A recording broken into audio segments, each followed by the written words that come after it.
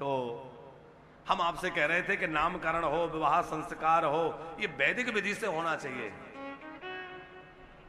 आजकल एक परंपरा और चल गई है, शादी ब्याह होता है तो 20 लाख 50 लाख रुपए लोग खर्च करते हैं, बड़ा भारी महोत्सव उत्सव होता है।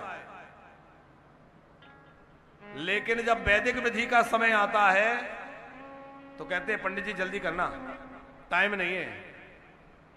अब आप ये बताइए कि बैंड बाजा बजना शादी है, नाच गाना होना शादी है, कि दावत पंगत होना शादी है, कि फोटो वीडियो बनाना शादी होना है? विवाह किसको कहते हैं?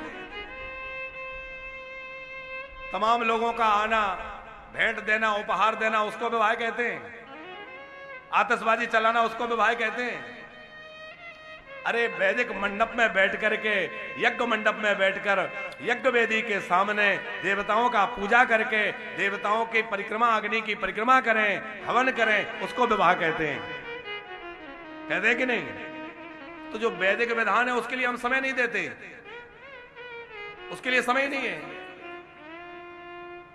और वहां फिर लोग यज्ञ के उस पवित्र मंडप में जूते पहन के खड़े हैं। और तो और कई जगह देखा जाता है लोग शराब पी के चले गए, लोग मदहोश से हो रहे हैं, कुछ भी कह रहे हैं, कुछ भी बोल रहे हैं। अब आप पंडित जी पूजा करा रहे हैं, देवता आएंगे वहां? आप विचार करो, लोग अशुद्ध वस्तु पी रहे हैं, खा रहे हैं, जूते पहने घूम रहे हैं, चमड़े के बेल्ट लगाए, देवता आएंगे वहां? बुलाने से भी नहीं आएंगे। और जब देवता ही नहीं आएंगे तो आप ये बताओ, लाखों रुपए खर्च करके इतना सब इंतजाम किया, क्या फायदा जब विवाह संपन्न ठीक से नहीं हुआ? वैदिक विधि तो बढ़िया होनी चाहिए। इसलिए हम तो एक प्रार्थना करते हैं कि विवाह जो फेरे का काम है वो एक अलग दिन रखो, और ये दावत पंगत, फोटो सोटो, नाचना गाना अलग दिन रखो। सही में तो जिस दिन फेरे का कार्यक्रम हो उस दिन सिलेक्टेड लोगों को बुलाओ जो सात्विकता से आपके यज्ञ में भाग लेने के लायक हों, पवित्रता से आए।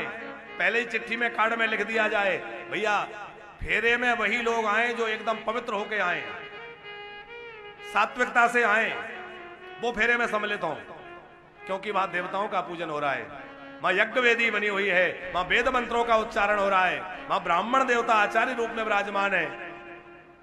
हर कुछ नहीं चलेगा। और बढ़िया विधि पूर्वक वहां देवताओं का पूजन हो, विधि पूर्वक नांदी श्राद्ध आदि हो, फिर कन्यादान हो, बागदान हो।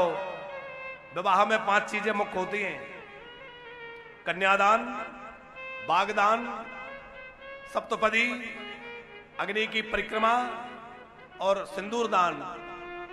तो ये सब विधि पूर्वक वहां होना चाहिए।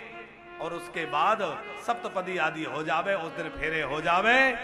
अगले दिन या उसके दिन आगे जब भी आपको सुविधा हो, फिर खूब आप जो है ढोल धमाका बजाइए, खूब नाच गाना करिए, खूब वीडियो बनाइए और जो मर्जी करिए। अविनाश जी, एक शादी में हम गए, तो बहुत आग्रह था यजमान का कि आपको आना है। वैसे तो कथाओं से समय मिलता नहीं, अवकाश था और प्रेमी थे तो हम पहुंच गए। तो जब हम उनके यहाँ गए तो हमने देखा कि वो वीडियोग्राफर जो थे वो महाशय बार बार पंडित जी को कहें इधर खसकिए, थोड़ा इधर होइए, आप थोड़ा इधर करिए। हमें वो अच्छा नहीं लगा। वीडियो बनाइए, आप कोई मना नहीं है, पर पंडित जी विधान कर रहे हैं, उनको क्यों परेशान कर रहे हो? तो हमने वो वीडियोग्राफर महोदय से कहा कि भैया पंडित जी को अपना काम करने दो, आप बगल से अपना काम करो। तो वो ऐसे अब नया बच्चा था, उसे लगा होगा ये तो पंडित लोग हैं, इन्हें क्या पता वीडियो सीडियो क्या होते हैं, उन्हें पता नहीं। हमारे सामने प्रतिदिन 2-4 कैमरे रहते हैं, हम कैमरों में ही बैठे रहते। तो वो बोला कि आपको नहीं पता, ये तो सब चले जाएंगे, पंडित जी भी अपने घर चले जाएंगे, बाद में ये वीडियो ही काम आएगा, इसी को लोग जीवन भर देखेंगे। हमें लगा कह तो ठीक रहा है, पर एक बात दिमाग में आई तो हमने उससे कहा, हमने कहा एक बात बताओ, विधान ठीक से ना हो पाए, विधि में कमजोरी रह जाए, और कदाचित इनके अंदर प्रेम ना हो, डिवोर्स हो जाए, विवाह विधि ठीक नहीं हुई, विवाह ना चल पाए, कदाचित ये बच्चा बच्ची के संबंध विच्छेद हो जाए, तो तुम्हारी वीडियो कौन देखेगा? तुम्हारे फोटो कौन देखेगा? देखेगा कोई? उसका महत्व खत्म हो जाएगा। जब विवाह विच्छेद हो गया तो क्या करें उसका? देखो ये बात आप लोग बुरा मत मानिए, हम इसलिए कह रहे हैं कि भैया जो महत्वपूर्ण काम है पहले उस पे जोर दीजिए, उसको आप ठीक ढंग से कराइए, बाकी सब बाद में, क्योंकि सब उसके लिए है। तो वो जो काम मुख्य है वो तो ठीक से होना चाहिए। विवाह की विधि पूरी तरीके से होना चाहिए। नामकरण है, विवाह का संस्कार है, जात कर्म संस्कार है, अन्नप्राशन है, विद्यारंभ है, ये बढ़िया विधि पूर्वक संस्कार होने चाहिए बच्चों के। अब अजामिल के सामने ही भगवान के पार्षद और यमराज के दूत आपस में लड़ रहे हैं। यमराज के दूत कह रहे हैं ये पापी है, इसको हम ले जाएंगे, हमारे स्वामी ने कहा है उस पापी को उठा लाओ। और भगवान के पार्षद कह रहे हैं ये पापी है नहीं, पापी था, इसने भगवान का नाम लिया, इसके सारे पाप नष्ट हो गए, अब ये पापी नहीं रहा। अरे कोई विवश होकर भी भगवान का नाम ले ले, कैसे? मान लो फिसल गया, तो आदत होती ना फिसल, अरे राम, चोट लगने पे, आहत होने पे, किसी को बुलाने में, संकेत में, हास परिहास में भगवान का नाम मुंह से निकल जाए, सांकेत्यम पारिहासम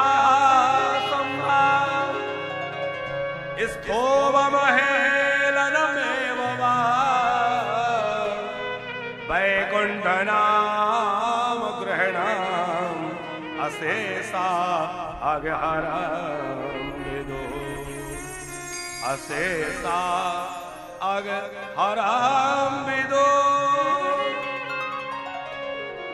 हास परिहास में चाहे जैसे भगवान का नाम निकल जाए, भगवान का नाम लेने वाला व्यक्ति जो है निश्चित ही पाप मुक्त हो जाता है।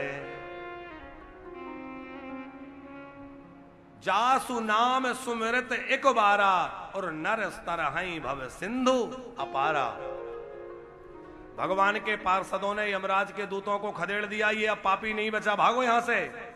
यमराज के दूत यमपुरी चले गए और अजामिल बच गया। वो सारी घटना उसने देखी और सोचा कि भाई बेटे के बहाने नाम निकला तो मुझे भगवान के पार्षद आ गए, और प्रेम से भगवान का नाम लिया होता तो भगवान स्वयं आ गए होते और मेरी रक्षा कर ली होती। अब तो मैं भगवान का भजन करूंगा। तो बची हुई आयु जो थी उसमें अजामिल ने खूब भजन किया और भजन करके भगवत पद को प्राप्त किया है। आगे वृत्रासुर का वध हुआ है, उसका वृतांत है। फिर जो है परम भागवत श्री परीक्षित जी का प्रश्न है कि भगवान कैसे अपने भक्तों पर कृपा करते हैं। तो श्री प्रहलाद जी का चरित्र श्री सुखदेव जी ने सुनाया है। तो हम लोग प्रहलाद जी के चरित्र में प्रवेश करें उसके पूर्व अपने मन को वृंदावन में तो हम बैठे ही हैं और यही भाव रहे कि प्रभु आपके नाम में, आपकी कथा में मन लगा रहे और हम तो वृंदावन चले। मीराबाई बड़ी सुंदर बात कहती हैं, मीरा जी की बात है कि मैं तो चले वृंदावन राजे, अब मैं तो चले वृंदावन राजे कि मेरे तो भाग्य जगे राणा जी तेरे, राणा जी तेरे, राणा जी तेरे महलों में आग लगे, राणा जी तेरे महलों में आग लगे, हो राणा जी तेरे महलों में आग लगे। मैं तो चली वृंदावन राणा जी, मैं तो चले वृंदावन राणा जी, मेरे तो भाग्य जगे राणा जी मेरे, राणा जी मेरे।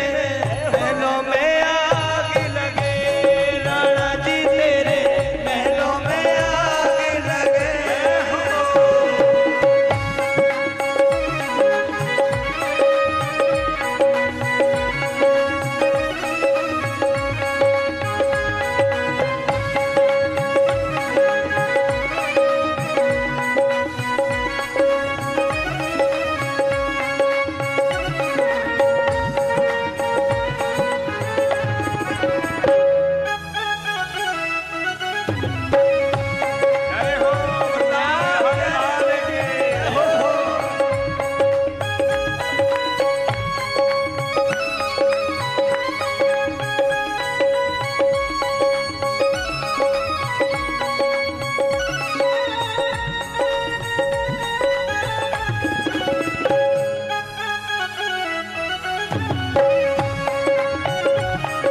श्याम प्यारे की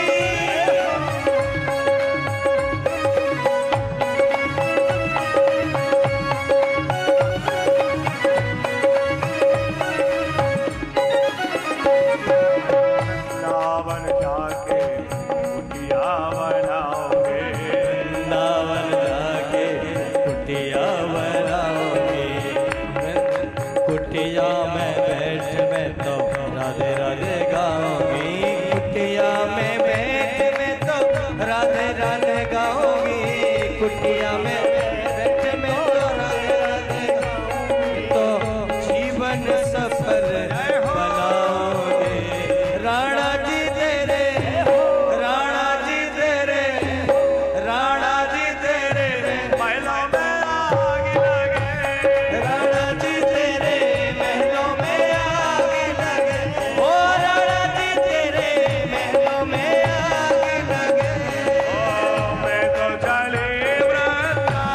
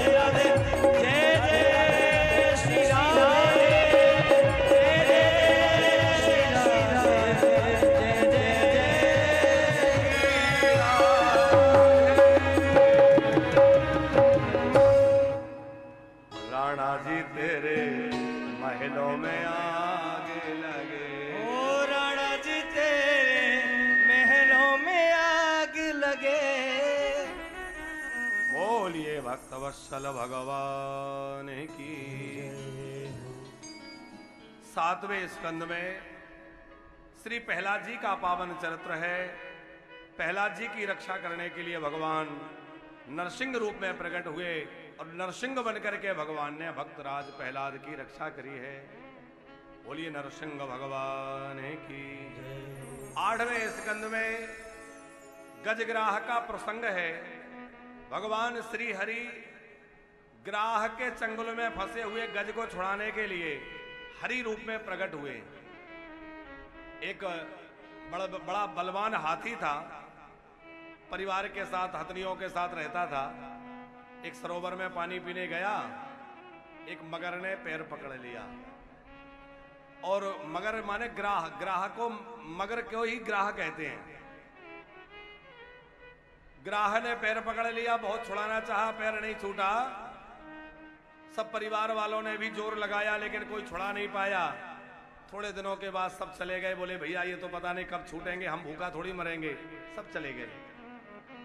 उस हाथी को लगा कि अरे मैं जिन लोगों के लिए इतना अपने आप को मानता था कि ये मेरे हैं, समय पे सब साथ छोड़ के चले गए। इसका मतलब मेरा कोई नहीं है, मेरे तो मेरे ठाकुर जी हैं। ऐसा मन में विचार करके उसने भगवान का स्मरण किया और उस हाथी ने भगवान की स्तुति की। नमो भगवते तस्मै यदेदच्चिदात्मकं पुरुषायादि बीजाय परेशाया विधीमहि।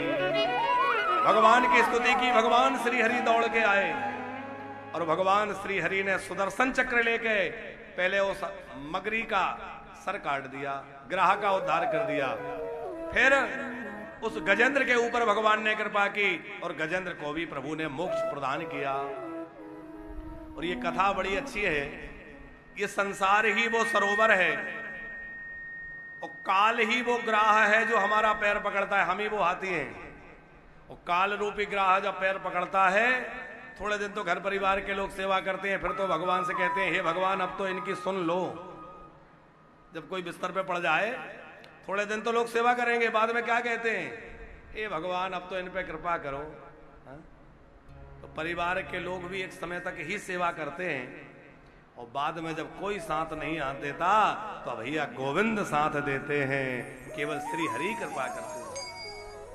इसलिए उन्हीं का आश्रय लेकर रखें। सुनेरी मैंने मेरे बल के बलराम, सुनेरी मैंने मेरे बल के बलराम, सुनेरे मेरे निर्बल के बलराम। हाँ निर्बल के बलराम, निर्बल के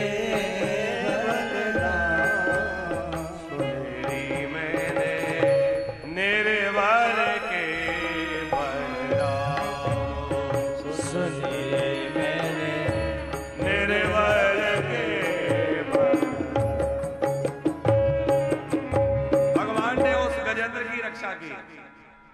आगे समुद्र मंथन की कथा है, बड़ी प्यारी कथा है। एक बार दुर्वासा ऋषि जो है वो भगवान के दर्शन करने गए। ध्यान से सुनिएगा, बड़ा अच्छा प्रकरण है। दुर्वासा ऋषि ने भगवान का दर्शन किया और भगवान ने अपने गले में पहनी हुई जो माला थी वो माला दुर्वासा जी को प्रसन्न होकर दे दी प्रसाद के रूप में। और भगवान की प्रसादी माला की बड़ी महिमा होती है। आजकल तो ट्रेड चल गया है, बिहारी जी मंदिर जाएं और माला पहन के नहीं लौटे तो लगता है दर्शन ही नहीं किया।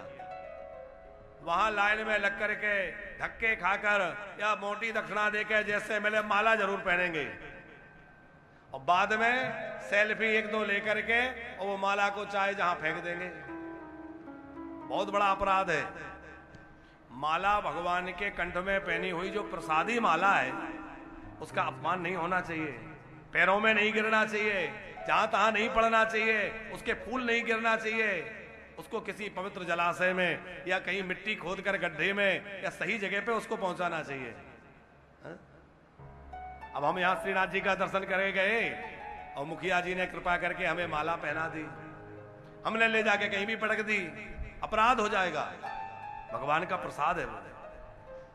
अब भगवान ने दुर्वासा जी को वो माला दी।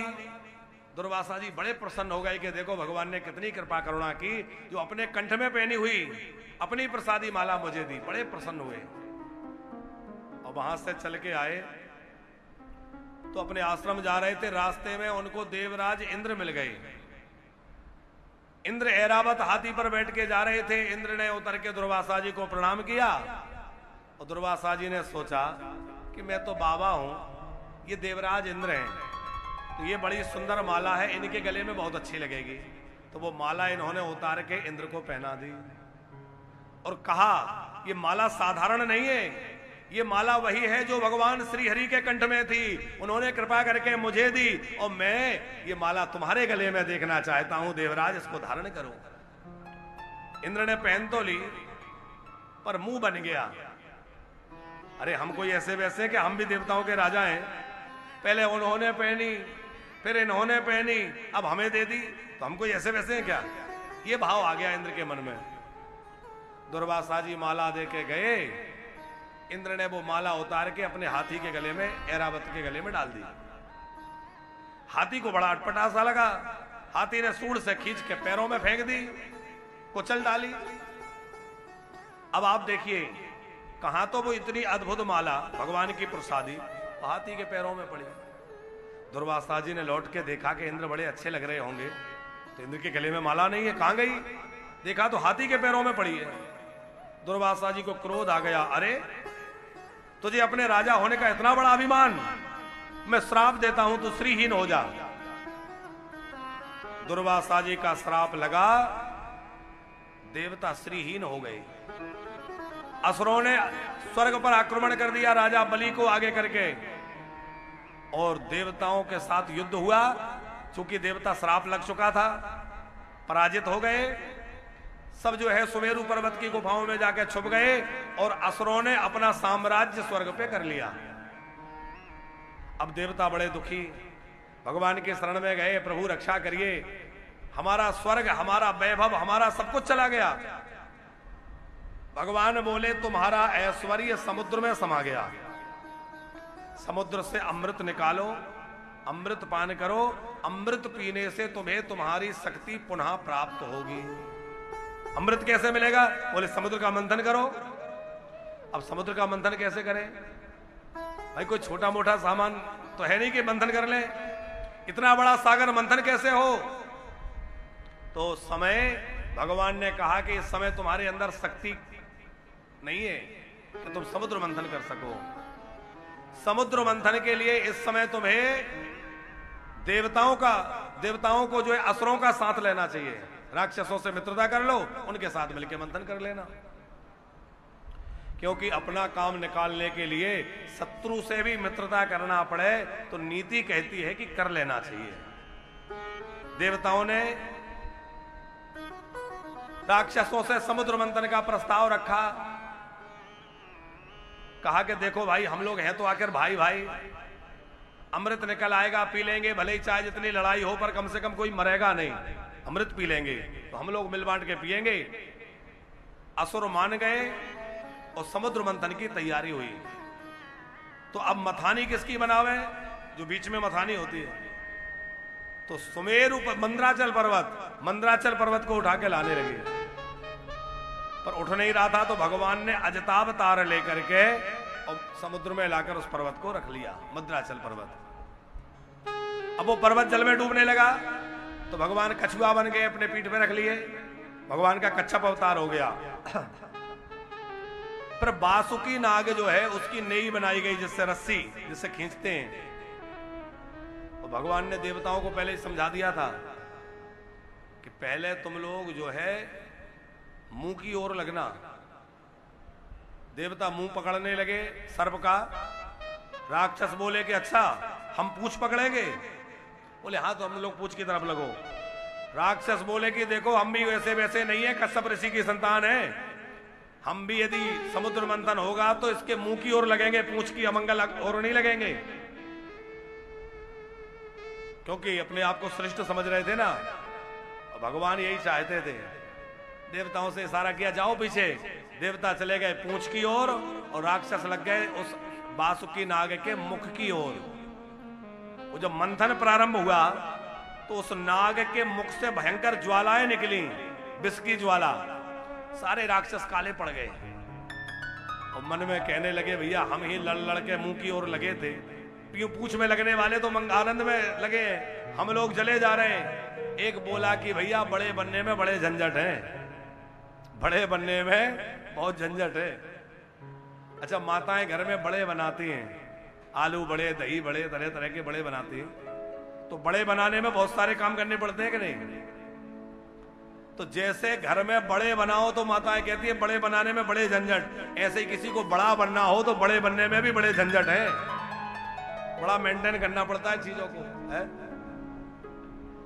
राक्षसों ने कहा, भाई अच्छे बड़े बने कि इसकी ज्वालाओं से जले जा रहे हैं। अब मंथन चल रहा था तो अमृत तो नहीं निकला, सबसे पहले जहर निकला, विष निकला, सब जलने लगे, सब भागे। अब क्या करें इसका? भगवान ने कहा, भोले बाबा को पुकारो। सब देवता शिव जी को पुकारने लगे कि देव देव महादेव भूतात्मन भूत भावन त्राहिणा शरणापन्ना त्रैलोक्य रहना। हे महादेव, कृपा करके पधारिए और इस हलाहल विष को आप पी लीजिए। भोले बाबा ने पार्वती जी से पूछा, क्यों जी? ये सब कह रहे हैं जहर पी लो तो पी लूं।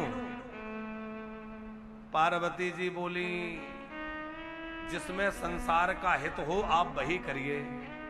पार्वती जी ने ये नहीं कहा मत पियो, ये भी नहीं कहा पी लो, क्या कहा? जिसमें जगत का हित हो वही करिए। भोले बाबा ने कहा, इसका मतलब पी लें।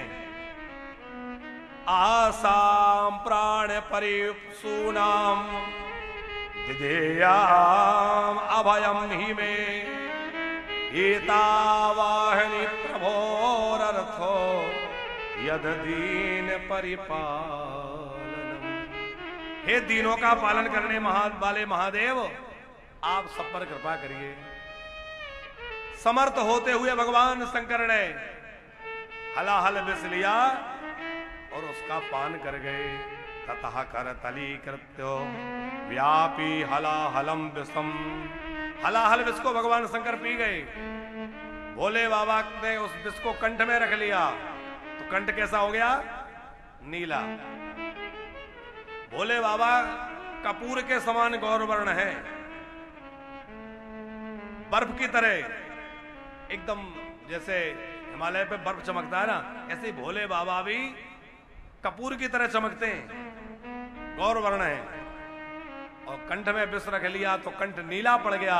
देवताओं ने नीलकंठ नाम रख के जय जयकार किया है। बोले नीलकंठ महादेव की। और उसके बाद देवताओं ने भोले बाबा से पूछा कि कुछ तकलीफ तो नहीं? भोले बाबा बोले, मेरा क्या तकलीफ? बोले, नहीं विष पी लिया। भोले बाबा बोले, मुझे तो विश्राम मिल रहा है, क्योंकि अंदर बैठे राम, ऊपर से आया विष, तो दोनों मिलके क्या हो गए? विश्राम। बोले, जिसके हृदय में राम होंगे वो संसार का विष भी पिएगा तो भी उसको विश्राम मिलेगा। इसलिए हृदय में राम को बिठाए रखो। राम सुमिर राम सुमिरे राम सुमिर बाबुरे। राम राम स्मरते रहो। अच्छा, फिर समुद्र मंथन हुआ तो कामधेनु गाय निकली, वो ऋषियों ने ले ली। समुद्र मंथन से कितने रत्न निकले किसको पता है? कितने? 14 रत्न निकले। पहला विष निकला, फिर कामधेनु गाय निकली। अच्छा, लक्ष्मी जी भी समुद्र मंथन से निकली और गाय भी। गाय पहले निकली, लक्ष्मी जी बाद में निकली। तो पहले जिसका जन्म हुआ वो बड़ा कहलाता है, समुद्र मंथन से गाय पहले प्रकट हुई और बाद में लक्ष्मी प्रकट हुई। तो लक्ष्मी जी छोटी बहन है और गाय बड़ी बहन है, क्योंकि गाय पहले प्रकट हुई है, इसलिए लक्ष्मी जी गाय को अपनी बड़ी बहन मानती हैं। जो गाय की पूजा करता है लक्ष्मी जी उसके ऊपर खूब कृपा करती हैं। लक्ष्मी जी की एक और बड़ी बहन है, उनका नाम है ज्येष्ठा, दूसरा नाम है दरिद्रा। नाम सुना होगा आप लोगों ने। अच्छा, आप लोगों ने देखा होगा लोग दुकान के बाहर, मकान के बाहर नींबू मिर्ची लटकाते हैं, देखा है? कई दुकानों के बाहर नींबू मिर्ची लगा रहता है। क्यों लगाते हैं? उसका पुराण में एक प्रकरण है अविनाश जी। लक्ष्मी जी की बहन है ज्येष्ठा, दरिद्रा। अब वो दरिद्रा को कोई स्वीकार नहीं कर रहा था, तो मिथिला में रहने वाले एक संत थे, उन्होंने उनसे विवाह स्वीकार किया और ज्येष्ठा का विवाह उनसे हो गया। उसका जो भोजन है वो खट्टा और तीखा है दरिद्रा का। लक्ष्मी जी का भोजन मिष्ठान है, वो खीर पाती है। यज्ञ में हम लोग खीर की आहुति देते हैं ना, मीठा लक्ष्मी जी को पसंद है और खट्टा तीखा दरिद्रा को पसंद है। तो लक्ष्मी जी की जो बड़ी बहन है वो पीपल में आके रहती है, इसलिए रविवार के दिन पीपल को स्पर्श नहीं करना चाहिए। रविवार को वहां भगवान विष्णु उनसे मिलने आते हैं और वो भी वहां आकर के उनसे मिलती हैं। रविवार को पीपल का स्पर्श नहीं करना चाहिए। तो दुकान के बाहर लोग नींबू मिर्ची इसलिए लगाते हैं कि दरिद्रा मान लक्ष्मी जी की बड़ी बहन आएंगी और उनका भोजन उन्हें बाहर ही मिल जाएगा। बाहर भोजन करके नींबू मिर्ची माने खट्टा तीखा, और वो लौट जाएंगे। और लक्ष्मी जी के लिए अंदर मिष्ठान रखते हैं, अच्छी चीजें रखते हैं, लक्ष्मी जी अंदर आ जाएंगे।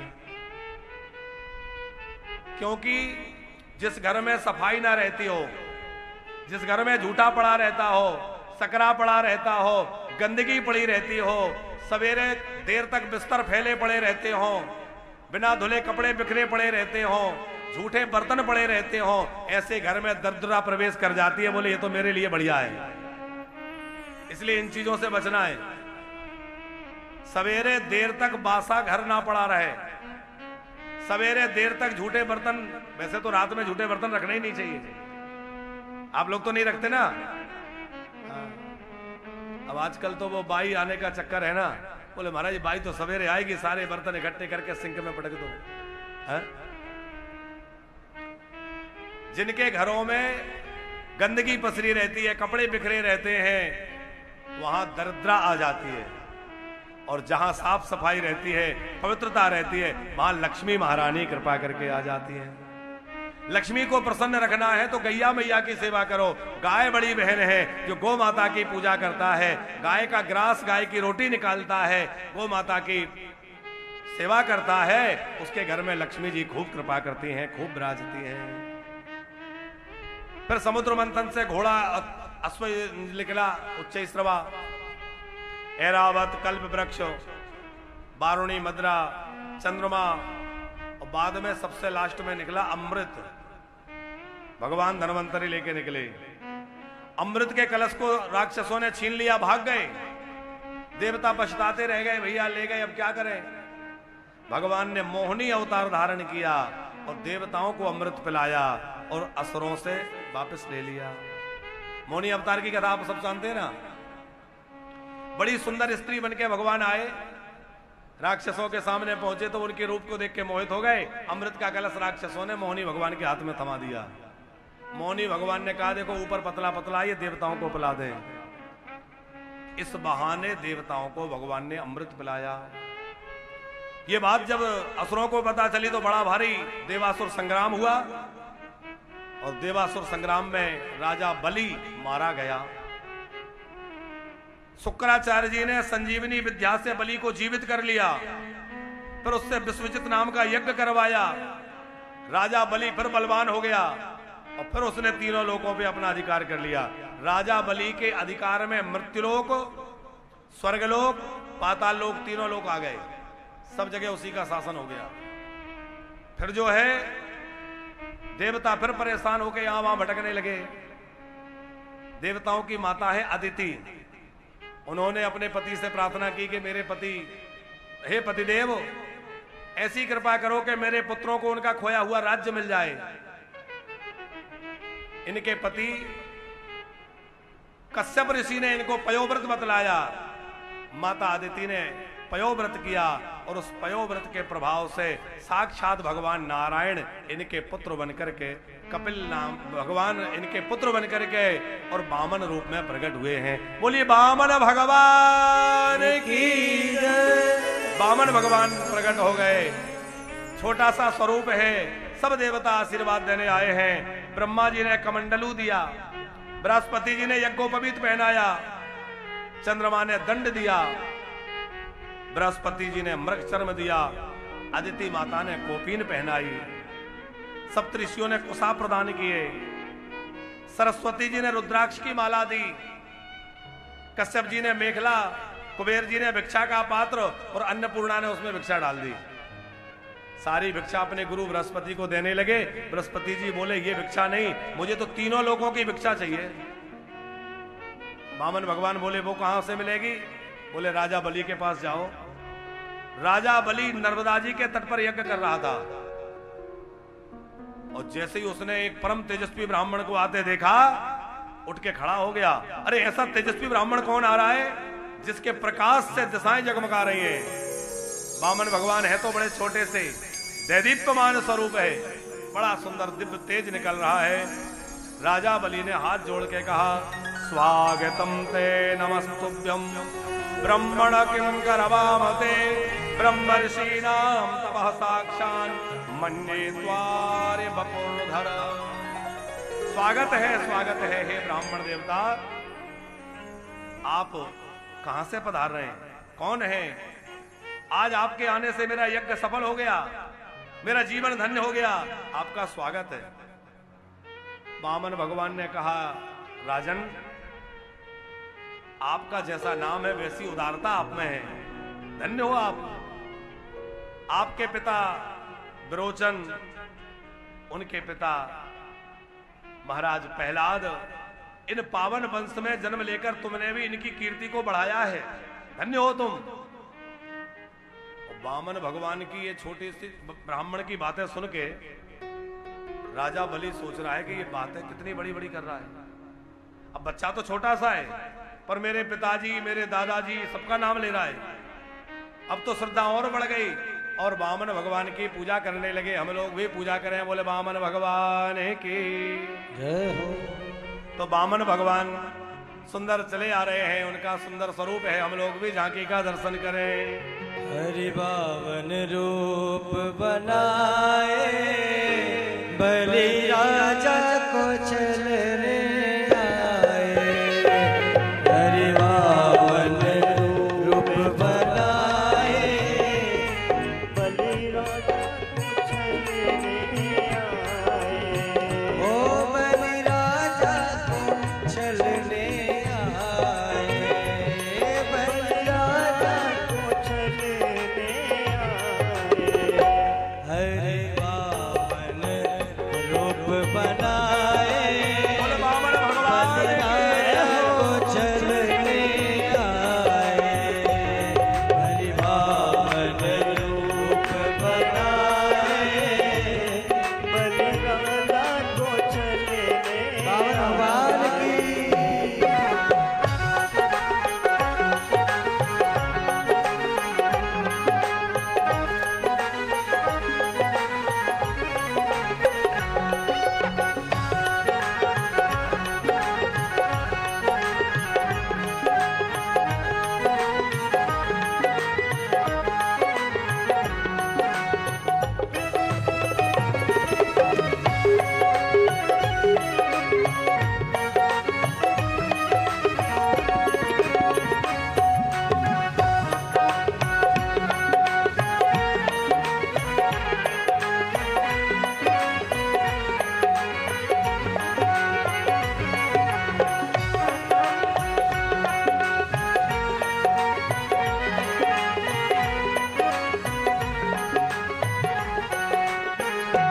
माथे तिलक सोहे सर पे चंदन, माथे तिलक सोहे सर पे चंदन।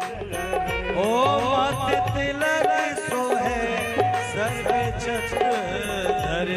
माथे तिलक सोहे सर पे चंदन धरे हाथों में कमंडल बोलाए बलि राजा को चलने आए हरि बामन रूप बनाए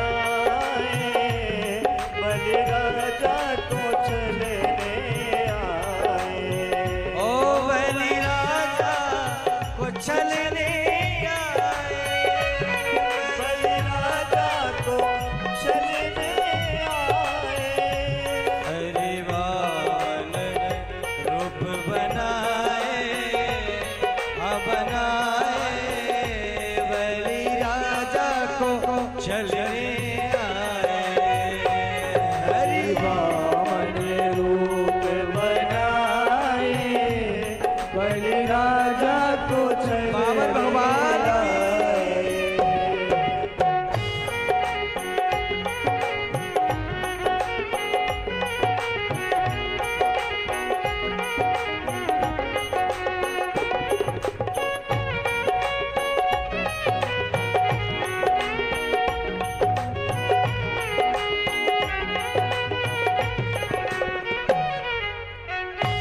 बोले बामन भगवान के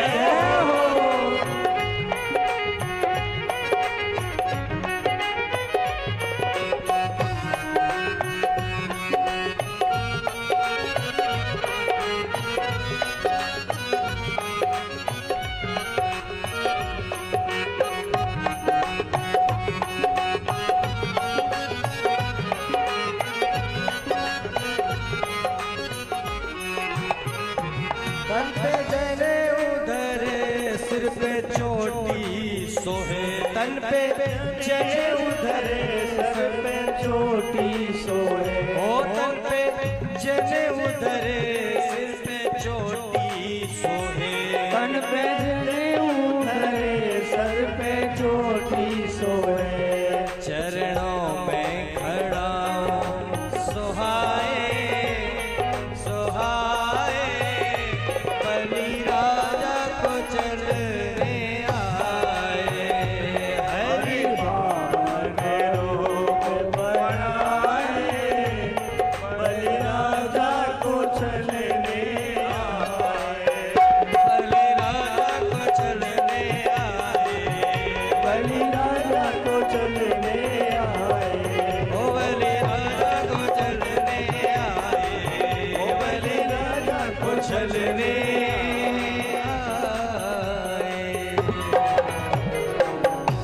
बोले बामन भगवान की राजा बलि ने बड़ा सत्कार किया, स्वागत किया और पूजन किया।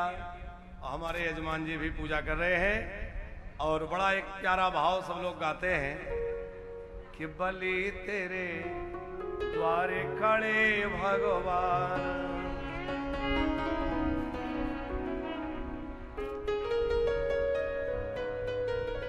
कि बामन अंगुल वास प्रभु का बामन अंगुल वास प्रभु का ओ मांग रहे हैं दान बलि तेरे द्वारे खड़े भगवान हो बलि तेरे द्वारे खड़े भगवान बलि तेरे द्वारे खड़े भगवान ओ बलि तेरे द्वारे खड़े भगवान ओ बामन अंगुल वास प्रभु का बामन अंगुल वास प्रभु का बामन अंगुल वास प्रभु का बामन अंगुल वास प्रभु का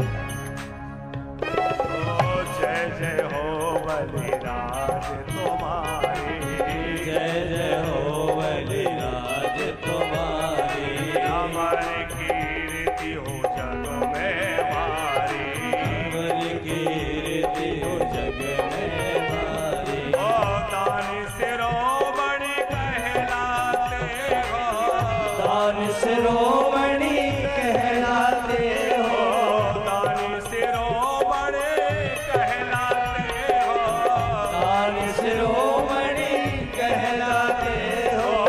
करते हो गुणगान बलि तेरे द्वार खड़ा भगवान, बलि तेरे द्वार खड़ा भगवान, बलि तेरे द्वार खड़ा भगवान, बलि तेरे द्वार खड़ा भगवान, बलि तेरे द्वार खड़ा भगवान।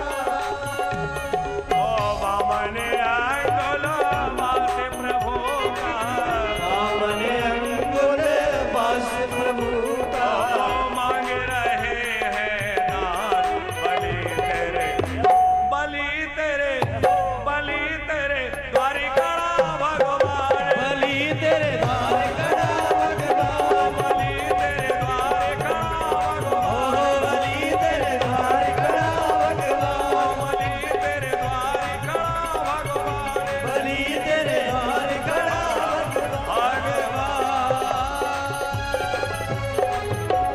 बोल भक्त वत्सल भगवान की। अब जाओ वामन भगवान के दिव्य तेज को और उनकी बातों को देखा, राजा बलि बड़े प्रभावित हुए। कहा ब्राह्मण देवता आज्ञा करिए, मैं आपकी क्या सेवा करूं, कुछ सेवा करना चाहता हूं। वामन भगवान बोले मुझे कोई सेवा नहीं, बस यज्ञ देखने आए थे, यज्ञ का दर्शन करना था। बोले नहीं, कोई आज्ञा करिए, मैं कुछ देना चाहता हूं। वामन भगवान बोले मुझे कुछ चाहिए ही नहीं। राजा बलि बार बार आग्रह कर रहा है, यदि आप कोई दान स्वीकार कर लेंगे तो मेरा यज्ञ सफल हो जाएगा। आप जैसा तपोधन ब्राह्मण, तेजस्वी ब्राह्मण मेरा दान स्वीकार करेगा तो मेरा यज्ञ सफल हो जाएगा। बार बार प्रार्थना की। वामन भगवान बोले देखो तुम्हारी इतनी इच्छा है तो ज्यादा तो हम कुछ लेंगे नहीं, बड़े संतोषी ब्राह्मण हैं। ऐसा करो 3 पैर भूमि मुझे दे दो, क्योंकि कल हम कहीं संध्या कर रहे थे, जिसकी भूमि में बैठे थे वो बोला आगे चलो, थोड़ी सी भूमि होगी तो अपना बैठ के भजन पूजन कर लेंगे। 3 पैर भूमि। और हाँ राजन, वो भी और किसी के पैरों से नहीं, हमारे अपने पैरों से। पदानि त्रीणि दैत्येन्द्र सम्मितानि पदा ममो। अपने पैरों से। राजा बलि को बड़ी हंसी आई, ये है भी बच्चा और बुद्धि भी बच्चों जैसी है। अरे इतने बड़े सम्राट से मांग रहे हो, तीनों लोगों का जो स्वामी है, थोड़ा ठीक ठाक सोच समझ के मांगते। 3 पैर में कितना आएगा? वामन भगवान बोले देखो जितना भी आए हमें तो बस इससे ज्यादा नहीं चाहिए, इतना ही चाहिए, संकल्प करो। राजा बलि बोला इतने से दान के लिए अब मैं संकल्प भी करूं? बोले हाँ संकल्प तो करना ही पड़ेगा, क्योंकि बिना संकल्प के दान उचित नहीं है। राजा बलि जैसे ही संकल्प करने तैयार हुए, शुक्राचार्य जी समझ गए ये कोई निश्चित ही भगवान की माया है। ध्यान लगा के देखा तो पता चला माया नहीं, ये तो साक्षात भगवान है। राजा बलि सावधान, तुम्हारा सब कुछ चला जाएगा। ये कोई बामन वामन नहीं है, ये साक्षात नारायण है। इस बैरोचनो साक्षात भगवान विष्णुरव्यया कश्यपादितिर्जातो देवानाम कार्य साधका। ये देवताओं का कार्य सिद्धि करने के लिए भगवान नारायण ऐसा रूप बना के आए हैं, चक्कर में मत पड़ना। बलि बोला अब चाहे ये ब्राह्मण हो चाहे भगवान हो, मैं तो वचन दे चुका हूं कि जो मांगोगे दूंगा, तो अपने वचन से हटूंगा नहीं, मैं तो दान करूंगा। यदि ब्राह्मण होगा तो 3 पैर भूमि लेके चला जाएगा, और भगवान होंगे तो मेरा सौभाग्य है कि सारी दुनिया जिनके आगे हाथ फैलाती है, आज वो मेरे सामने दान लेने के लिए आया है, मैं दूंगा, क्योंकि मैं देने का वचन दे चुका। शुक्राचार्य बोले 5 जगह थोड़ी झूठ भी बोलना पड़े तो बोल सकते हैं। कहां कहां? कुछ जगह ऐसी है जहां थोड़ी झूठ बोलना पड़े तो बोल सकते हैं कि स्त्री सुनर विवाहे चा प्रत्यर्थे प्राण संकटे गुरु ब्राह्मणार्थ हिंसायाम ननुतम जुगोप्सितम। घर परिवार में हास परिहास करते समय थोड़ा झूठ बोल दें, बेटी के कन्या के विवाह संबंध के लिए थोड़ा उसके गुणों को बढ़ा चढ़ा के कहना पड़े, झूठ बोलने ज्यादा दोष नहीं लगेगा। अपनी वृत्ति का नाश हो रहा हो, अपनी वृत्ति को बचाने थोड़ा झूठ का सहारा लेना पड़े। देखो ध्यान देना, ये बात शुक्राचार्य जी कह रहे हैं, कोई अच्छा आदमी नहीं कह रहा है, इसलिए आदर्श मत मानना। प्राण संकट में हो और छोटी सी झूठ बोल के प्राण बचाए जा सके तो बोला जा सकता है। गाय की रक्षा के लिए, ब्राह्मण की रक्षा के लिए झूठ बोलना पड़े तो थोड़ी झूठ से काम चलता हो और उनके प्राण बचे तो बोल सकते हैं। राजा बलि बोला, गुरुदेव अब कुछ भी हो मैं झूठ नहीं बोल सकता, मैंने वचन दिया है। और जैसे ही जल लेके संकल्प किया तो संकल्प का जल छोड़ते ही भगवान वामन से विराट बन गए। इतना बड़ा रूप भगवान ने बनाया कि देखते ही देखते वो तो आकाश का भेदन करके ऊपर चले गए। अब तो राजा बलि उनके मुख तक देख ही नहीं पा रहा है। एक पैर उठाया और ऊपर के 7 लोग नाप लिए, दूसरे पैर में नीचे के सारे लोग नाप लिए। 14 लोग हैं, 2 पैर में नाप लिए। बोले तीसरा पैर कहां रखूं? अब राजा बलि बोला कि प्रभु दान बड़ा होता है कि दानी बड़ा होता है? बोले बड़ा तो दानी होता है। तो बोले तीसरा पैर मेरे सिर पे रख दीजिए। भगवान वामन ने अपना तीसरा चरण राजा बलि के मस्तक पे रख दिया। बाद में राजा बलि को सुतल लोक का राज्य भगवान ने प्रदान किया है और कहा, हे राजन तुम्हें इंद्र बनने की इच्छा थी, अभी तो नहीं, पर आने वाले मनवंतर में तुम ही बलि, तुम ही जो है इंद्र बनोगे, मेरा वरदान है। और देखो भगवान ने राजा बलि से कहा, बस एक बात कह के आज की कथा को विश्राम। भगवान ने राजा बलि से कहा कुछ मांगो, तुम्हारे दान से सेवा से मैं बड़ा प्रसन्न हूं, कुछ मांग लो।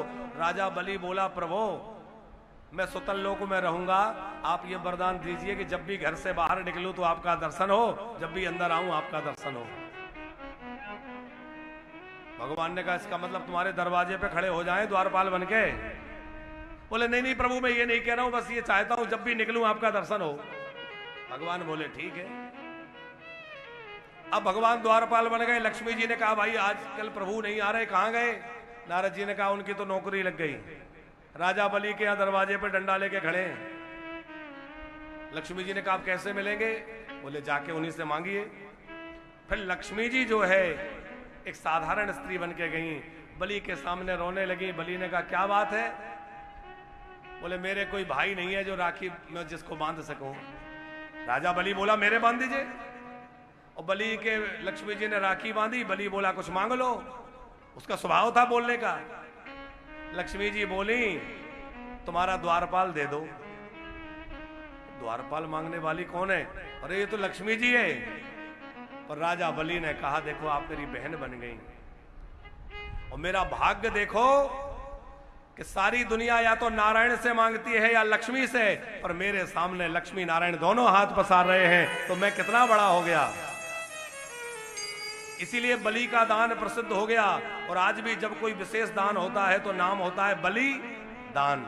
बलि जैसा दान, बलिदान का मतलब है बलि जैसा दान। बोलिए बलि महाराज की, वामन भगवान की।